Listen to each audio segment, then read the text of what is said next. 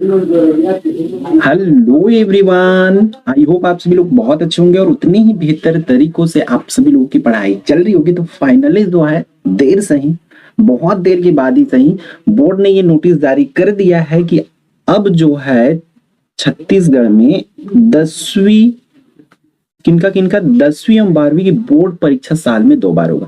पहले पूरी तरीके से समंजस था, मतलब डाउटफुल था कि 2024 में होगा कि 25 में होगा। पूरी तरीके से क्लियर बोर्ड नहीं कर पा रहे थे, तब देर सही, हालांकि लास्ट सेशन में बोर्ड ने ये बता दिया है कि जुलाई में 10वीं व 12वीं की दूसरी मुख्य परीक्षा लेने की जो है तैयारी चल रही है। ठीक है, अब देखो इन्होंने किया क्या है, एक ड्राफ्ट तैयार किया है। अभी तक फाइनल नहीं हुआ है ना, याद रखना, अभी भी फाइनल ये नहीं हुआ है कि जुलाई में होगा कि नहीं होगा। वो तब होगी जो नोटिस इन्होंने जारी किया। नोटिस इन्होंने 36 पेजों की नोटिस जारी किया है, उसको स्टार्टिंग से देखोगे तो आपको कुछ नहीं मिलेगा। तो लास्ट पेज में इंग्लिश में लिखा हुआ ये ड्राफ्ट है उन्होंने, तो ये ड्राफ्ट को हम लोग देखेंगे। उससे पहले ये बोर्ड परीक्षा लेने की जो सूचना है उसके बारे में देख लेते हैं, कब होगी, इस तरीके से कैसे आएगी। तो देखो, इसके वजह से इन्होंने कह रहे हैं कि बोर्ड के अनुसार, बोर्ड कह रहा है कि पूरक परीक्षा की जो तारीख है, इवन इन्होंने फॉर्म भरने की भी नोटिस जारी नहीं किया है। हालांकि स्कूलों में फॉर्म भराया जा रहा है, ठीक है, उसके बावजूद भी देखो दोबारा एग्जाम कराने के चक्कर में पूरक परीक्षा की तारीख में इसलिए देरी, मतलब चलो डेट नहीं आया, चलो वो अलग बात है, लेकिन यहां तक पूरक परीक्षा के लिए मेरे हिसाब से नोटिस भी कहीं पर भी जारी नहीं किया गया कि पूरक परीक्षा का फॉर्म डाल रहा है। इसलिए कई स्कूलों को उसके बारे में पता है और कई स्कूलों को उसके बारे में बिल्कुल भी पता नहीं है। तो देखो, आमतौर पर पूरक परीक्षा जून जुलाई में आयोजित की जाती। मासीमा ने अभी तक पूरक परीक्षा की तिथि घोषित नहीं की है। बताया जा रहा है कि पूरक परीक्षा के स्थान पर दूसरी मुख्य परीक्षा आयोजित करने के कारण ही पूरक परीक्षा की तिथि जारी करने में देरी हो रही है, बोल रहा है। अब देखो, हर एक वो बच्चे के लिए मैं बता दूं, जो ये दोबारा एग्जाम किनके लिए होगा वो पूरी तरीके से मैं आपको इस वीडियो में ही बता दूं, जो चीजें मैं समझा हूं इस पूरे न्यूज को पढ़ करके। जो फेल है, ठीक है, जो भी फेल है बच्चे,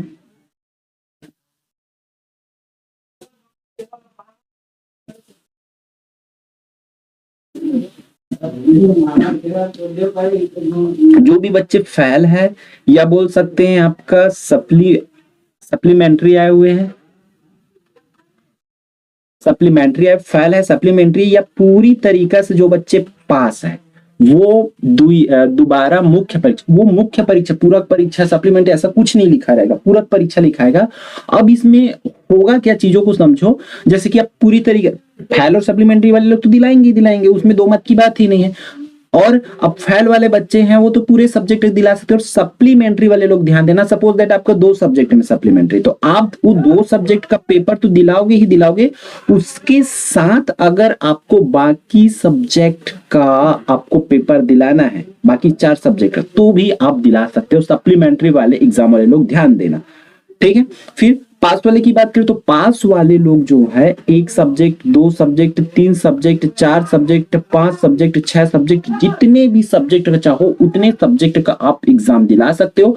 अगर आपका मार्क्स दूसरा बोर्ड एग्जाम में बढ़ता है तो वो आपका नया मार्कशीट आ जाएगा, नहीं तो आपका पुराना मार्कशीट ही वैलिड रहेगा। क्लियर है? तो सप्लीमेंट्री वाले लोग भी, जितने भी फेल वाले लोग तो पूरे सब्जेक्ट दिलाएंगे ही दिलाएंगे, ठीक है।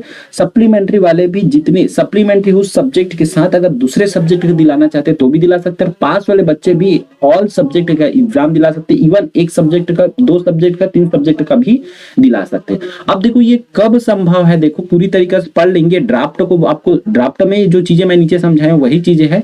अब देखो ये तब पॉसिबल है, ये कब हो सकती है, देखो ड्राफ्ट पर 9 जून तक आपत्ति एवं सुझाव जो उन्होंने नोटिस जारी किया है, ऊपर में ड्राफ्ट हम पढ़ेंगे, वो तब पॉसिबल होगा जब 9 तारीख अगर किसी को कोई आपत्ति नहीं। और मान के चलो बहुत से बच्चे इस पर आपत्ति कर दे, बहुत से पेरेंट्स इस पर आपत्ति कर दे कि ऐसा नहीं होना चाहिए या ये चेंजेस इसमें होना चाहिए करके, तो ये पेपर अभी के लिए उसमें नियम में कुछ बदलाव किया जा सकता है। अंडरस्टैंड? तो 9 जून तक की टाइम है। अब देखो पेपर 9 जून तक तो हो नहीं सकती, 9 जून तक तो कोई टाइम टेबल या फॉर्म भरने की डेट आ नहीं रहा। 10 जून या 11 जून, 12 जून को एक इसका अपडेट आएगा कि हाँ फॉर्म आप जून तक पूरा भरने का टाइम देंगे, कम से कम 10 दिन तो भरने का टाइम देंगे।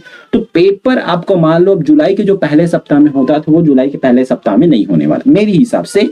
अब जो पेपर है आपको फाइनल एग्जाम है, ये मान के चलो वो 15 जुलाई के बाद ही लगभग कंडक्ट किया जा सकता है। 15 जुलाई के बाद ही। क्यों? क्योंकि अभी देखो 9 जून तक कोई नोटिस नहीं आ सकता। जो भी नोटिस आएगा 10 जून, 11 जून या 12 जून को आएगी। ठीक है, कि आप फॉर्म भर सकते हो। सपोज दैट यहां से 10 दिन का भी टाइम देते हैं बोर्ड कि आप 10 दिन तक फॉर्म डाल सकते हो करके, मान के चलो एक मोटा मोटा सा हम कैलकुलेशन करते 10 दिन का टाइम देते हैं। तो इस 10 दिन के बाद देखो सिंपल से ये मान के चलो 10 तारीख आता है तो 20 तारीख हो गए, तो अगले सिर्फ 10 दिन में तो आपका एग्जाम नहीं करा देंगे, तो कम से कम उसमें और भी डेट बढ़ाएंगे 10 15 20 दिन, है ना, तब तो होगा। ऑलरेडी इस पे बहुत मेरे हिसाब से लेट नोटिस है भाई, रिजल्ट है इतना दिन हो गया, उसके बावजूद अगर आपको दोबारा एग्जाम कराना था इन चीजों को तो मेरे हिसाब से जल्दी लाना था। क्योंकि उस टाइम बच्चे इतना परेशान थे कि भैया कब आएगा, दूसरा पेपर होगा कि नहीं होगा, परसेंट कम बना है, कैसे होगा, दोबारा एग्जाम होगा कि, इतना मैसेजेस आए। हम बेचारे लोग को यही बोल के रखें कि नहीं होगा नहीं होगा नहीं होगा, क्योंकि न्यूज़पेपर में आया था, उसके बाद से किसी भी प्रकार की नोटिस या कोई सूचना न्यूज़पेपर के थ्रू या किसी भी के माध्यम से नहीं आया था। तो बट अब जिन बच्चों की परसेंट कम है उन बच्चों के लिए तो मैं बोलूंगा कि दूसरा खुशखबरी है, उतर जाओ मैदान में फिर से अपने आप को प्रूव करने के लिए। ठीक है, तो पूरी न्यूज एक बार पढ़ लो, फिर ड्राफ्ट हम पढ़ते चलेंगे। छत्तीसगढ़ माध्यमिक शिक्षा मंडल द्वारा कक्षा 10वीं 12वीं की दूसरी मुख्य परीक्षा अगले माह जुलाई में ही लेने की तैयारी की जा रही है। पूरक परीक्षा के स्थान पर मुख्य परीक्षा आयोजित की जाएगी। मतलब अब पूरक परीक्षा नहीं होगी, उसको मुख्य परीक्षा ही बोला जाएगा। अब उसमें पूरक परीक्षा नहीं लिखा जाएगा कि सप्लीमेंट्री नहीं लिखा जाएगा। ठीक है, जिसके कारण ही अब तक पूरक परीक्षा की तिथि जारी नहीं की गई है। इसी एक शिक्षा सत्र में 2 बार मुख्य परीक्षा, लेकिन चलो कुछ हद तक तो मुझे इस पर ऑब्जेक्शन भी है। किस प्रकार का ऑब्जेक्शन? चलो 2 बार एग्जाम करा रहे हो कराओ, तो इसको मेरे हिसाब से मेरा पर्सनल वो है कि 2 बार एग्जाम करा रहे हो तो आप इसको दोबारा एग्जाम कराओगे तो सोचो एक पेपर जून फरवरी मार्च में होगी, फिर अगला पेपर जून जुलाई में होगा, तो मतलब बच्चों को कहीं पर भी पर्सनल गैप नहीं मिलने वाला। और क्या इसमें तो इस चीज का भी मेंशन नहीं है ना। चलो दूसरा पहला पेपर के लिए तो स्कूल में पूरा पढ़ाएंगे, तो दूसरा पेपर के लिए स्कूल में क्या पढ़ाया जाएगा कि नहीं जाएगा, दूसरे पेपर की तैयारी स्कूल द्वारा कराया जाएगा कि नहीं कराया जाएगा, इस चीज का मेंशन कहीं पर भी इस ड्राफ्ट में नहीं है। तो उस चीज का भी जिक्र करें मेरे हिसाब से। ठीक है, और भाई दोबारा एग्जाम कराने से 2 बार कराना है तो बहुत जल्दी कराए उसको। मार्च अप्रैल में फरवरी और मार्च में करवाने के बजाय उसको आप जो है बहुत पहले जो हाफ ईयरली होता है उस टाइम कराओ। और किसमें कराओ? सेमेस्टर हिसाब, चैप्टर बांट दो, 10 चैप्टर पहले पेपर, 10 चैप्टर बाद वाली चैप्टर, तो बच्चे के लिए एक लोड कम हो जाएगी। एक ही बार में पूरा का पूरा सिलेबस पढ़ने के बजाय उनका ज्यादा बेटर रहेगा कि आप सेमेस्टर वाइज 2 बार एग्जाम कराओ, चैप्टर को बांट दो 10-10 चैप्टर, तो आपके लिए वो होगा। हाँ, कुछ बच्चों के हिसाब से ये सही है, अगर एक बार में क्या मेंटल इशू कम होती, लेकिन हमें ये भी सोचना पड़ेगा, तो इससे बच्चों में आलसीपन भी बढ़ेगा। बच्चे दोबारा उस चीज की तैयारी मतलब उतना जो जितना शिद्दत से क्या एक डर ही तो होती है जिसके वजह से बच्चे पढ़ते हैं, अरे फेल हो जाएंगे करके। अब वो चीजें मेरे हिसाब से अब हमें तो दोनों तरफ से सोचना पड़ेगा ना। एक तरफ आप मेंटल इशू को पूरी तरह से खत्म करना चाहते हैं, है ना, दूसरी कि अब किसी भी बच्चे को मेंटल स्ट्रेस ना हो इस तरीका से बोल के, है ना। तो इन चीजों को भी तो समझना पड़ेगा ना कि वो क्या प्रभाव पड़ेगा। अगर एग्जाम का डर ही नहीं रहेगा तो बच्चे पढ़ेंगे कितना, कैसे, और दोबारा एग्जाम के लिए कौन पढ़ाएंगे, कहाँ से पढ़ेंगे बच्चे, इन चीजों को भी समझना पड़ेगा, देखना पड़ेगा। ठीक है, तो एक शिक्षा सत्र में 2 बार मुख्य परीक्षा जो कि हमारे राजपत्र में भी आ गया है। सीबीएसई के तर्ज पर छत्तीसगढ़ बोर्ड भी एक शैक्षणिक सत्र में 10वीं एवं 12वीं की 2 मुख्य परीक्षा लेने का फैसला शासन ने लिया है। पहली मुख्य परीक्षा देखो मार्च में होगी और दूसरा जून जुलाई में होगी। तो वही इसका रिजल्ट आने में ही खुद 1 महीना लग जाएगा। तो हमारा देखो एकेडमिक ईयर कहाँ चलेगा। जो क्लासेस हमारा जून जुलाई में स्टार्ट होती है वो तो खत्म ना, अब वो क्लासेस जून जुलाई में तो नहीं होने वाली स्टार्ट, वो सीधा सीधा अब गया। अब मान चलो जून जुलाई में आएगा तो रिजल्ट का वेट करेंगे बच्चे 1 मंथ, एटलीस्ट 1 मंथ तो लगेगा। तो कहीं ना कहीं हमारा 1 मंथ और चला गया, अगस्त तक में पढ़ाई चालू होगी। फिर 2 परीक्षा के संबंध में राज्य शासन ने फरवरी में ही आदेश जारी कर दिया था। आदेश के बाद मासीमा द्वारा दूसरी परीक्षा को लेकर ड्राफ्ट तैयार कर लिया गया है। तो फरवरी में जब ड्राफ्ट तैयार किया गया था तो इतना दिन नहीं लेना था। ड्राफ्ट की विस्तृत सूचना साधारण राजपत्र में प्रकाशित भी हो चुकी है। प्राप्त जानकारी के अनुसार 2 मुख्य परीक्षा लेने की शुरुआत जुलाई में होने वाली पूरक परीक्षा के स्थान पर लेने मासीमा द्वारा की जा रही है। सूचना प्रकाशन को लेकर आपत्ति और सुझाव के तत्काल निराकरण के बाद दूसरी मुख्य परीक्षा आयोजित करने की सूचना भी जारी कर दी जाएगी। मतलब जैसे ही अगर कोई आपत्ति नहीं आती है या सुझाव नहीं आता है या सुझाव आती भी है तो उस पर चेंज करके कर दिया जाएगा। फिर यहाँ पर पुनर्गणना पुनर्मूल्यांकन के भी नतीजे के बारे में दिया है। तो जाहिर सी बात है भाई, अगर दोबारा एग्जाम होना था तो मेरे हिसाब से बच्चों को ये इतना पैसे खत्म नहीं करना था। कितना पैसे बच्चों की गया है यहाँ पर आप कैलकुलेट करके बता सकते हो कितना पैसे। मान के चलो 30,000 कॉपी जो है रीचेकिंग के लिए डाला है, 30,000 एक कॉपी का लगता है 500, तो आप इतना पैसा कैलकुलेट कर लो, इतना पैसा बोर्ड को बच्चों ने दिए हैं।